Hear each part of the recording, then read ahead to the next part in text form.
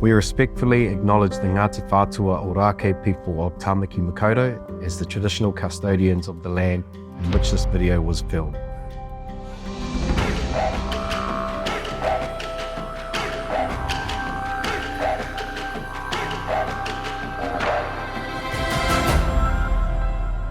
Hi, I'm Crystal Kinsella. I'm a proud Jawoyn and Wiradjuri woman, a supply diversity expert and published author. Welcome to Meet the Mob, a YouTube and podcast series dedicated to showcasing Black excellence in Indigenous business. Here I get to interview deadly First Nation businesses from around the country and learn about their why. Tēnā koutou katoa. Greetings to all and welcome to this special edition of Meet the Mob Aotearoa.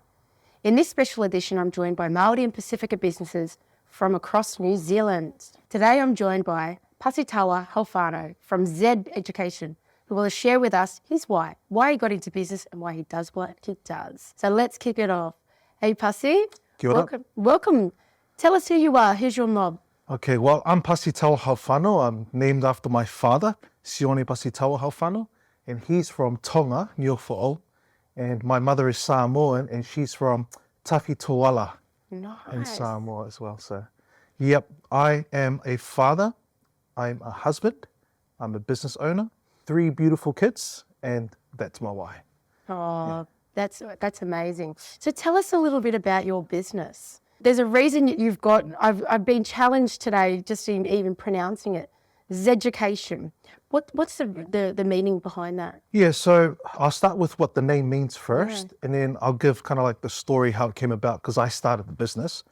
But Zeducation, so it's education with a Z at the beginning, but Z is Zebuino. That's what it means. Zebuino is from Malawi, the language Chichewa. So Zebuino has 2 meanings.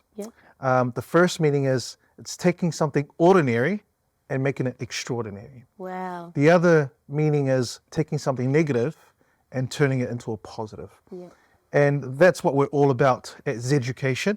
And it's about helping people achieve their potential through education and some of the programs that we provide. In terms of how Zeducation came about, growing up, education was hard for me.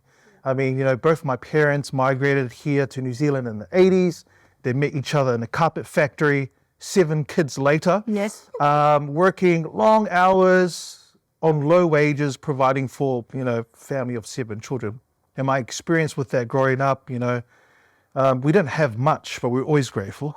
But I can remember nights where, we couldn't afford to have or pay the bills on time because my parents didn't have the money. So there were nights where we didn't have lights, cold showers, sometimes no lunch for school, right? But ironically, even though my parents didn't have any qualifications whatsoever, they always raised us kids, education, education, education, because we want you kids to have a better future than us. And so I grew up with that mentality. But in school, I struggled with education because English was the second language at home, right? My parents never read us a book. What's your main language at home? Well, it was mixed. It was like Tongan, Samoan, and a little bit of English. But that's because of the kids and our friends and watching TV. It was kind of a blend. But there wasn't any focused like development or thing, at home. So anyway, in school I struggled. I remember in primary school being taken out of reading and writing time from the class to do one-on-one because I was just behind everyone else. But as a kid, and I would have been like, 10, 9 at the time, I was like, man, what's wrong with me? Why are they taking me away from my friends? Why can't I be with them? So I grew up in education. I took that lack of confidence with me until like high school. I avoided subjects like English and maths because I thought that's for the smart kids. I'll do the easy stuff like art and graphics. But anyway, I somehow got into a bachelor's degree, and a 3-year degree should have taken me 3 years. It took me 4.5 years because I just struggled, right?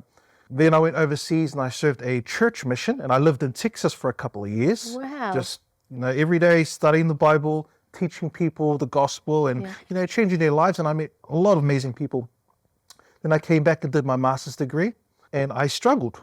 But anyway, long story short, at the end of it, I graduated with a master's degree, but one of the top in the class. And also I got recognition or inducted into BGS, Beta Gamma Sigma, which is recognition or society for top business students in one of the top business schools around the world. And AUT, which is one of the university I was at, had one of the top business schools. So that gave me a lot of confidence and changed my perspective around education. So I had the experience of the challenge and how hard it was, and then what it's done for me. Education has led to me working in corporate and then eventually starting my own business. And so that's what we try to do with our business, long story short, is I try and help those who have experienced similar struggles like I did, but also help them experience the good that comes from it as well. Yeah, I can really relate to your story because I grew up in pretty tough times as well, in poverty, in Western Sydney and Housing Commission. But my mum, we didn't have a lot either, but my mum always talked about the power of education. Education is knowledge, knowledge is power. And I was pretty active in lots of extracurricular activities, but I would never have thought that I was an academic. But I did get into a bachelor's in education, and I later went on to an MBA. So I can really relate. And no one in my family, has got an MBA that I've been able to do, but then to go and create a business.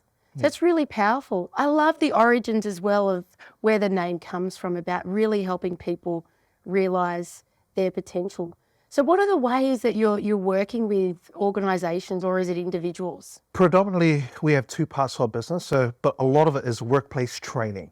So we work a lot with employers, and we help them grow their business by growing their people. So it's very people focused. So we help them understand or identify some of the needs. What are the gaps there? Or, are they not getting the health and safety? Why? Is it something to do with literacy? Is it something to do with numeracy? Is there issues with conflict? Like, why is it happening? Is it something to do with leadership? Is it something to do with communication skills? Why aren't your people progressing or taking on more responsibility or taking on those leadership roles, even when they're offered? Is it lack of self-confidence? So we help them understand what the needs are, and then we help provide training programs as solutions to help bridge the gap, right?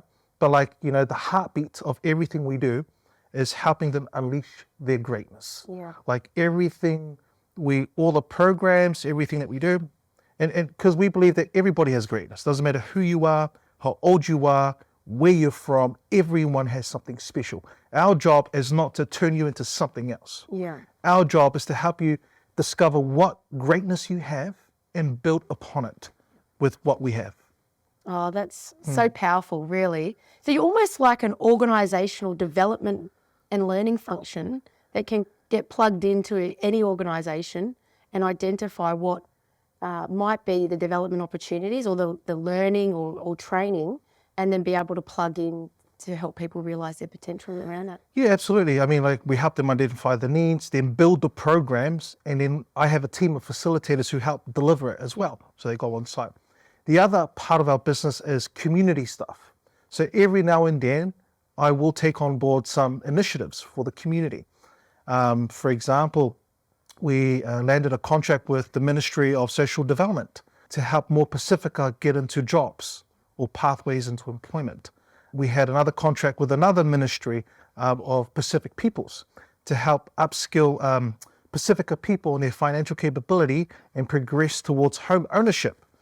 So every now and then we will accept partnership with the government to help provide programs to the communities, almost like a B2C. Yeah. But predominantly our work is B2B with employers. Oh, totally. But in regards to those particular types of contracts, you're doing a service on behalf of government, and you're probably the best placed person to do that because of your Pacific background, being able to connect and share directly with young people and other people that are identify as Pacifica. Yeah, I'll be honest with you. Initially, I went in with the mindset it doesn't matter if you're Samoan, Tongan, I can have a Pākehā facilitator teach the program as long as they are culturally aware. But based on our research, based on feedback from the actual students, they prefer and feel more comfortable learning from someone that looks like them, that sounds like them, that can relate to them. And I tell people it's not a racial thing. It's nothing to do with it's not about racism. It's about cultural, relatability. Yeah. you know? Yeah. So that's what it is. And that's why our team is very diverse. And we happen to stick out like a sore thumb because there's not many Pacifica Māori-owned training providers like us. And, you know, the results speak for themselves as well. You know, we've done some amazing things and, you know, thank you to my team. And that's why, you know, when you do that, then the government goes, look, these guys are doing amazing things. They're showing the results. I trust them. We're going to give them more work. Yeah. You know, and it's good to be in a space or part of the ecosystem where we can help serve our people, you know, because to me, when I see them, they're like my aunties, my uncles, my cousins, you know, they're like family to me. So that's why it's special. Oh, most definitely.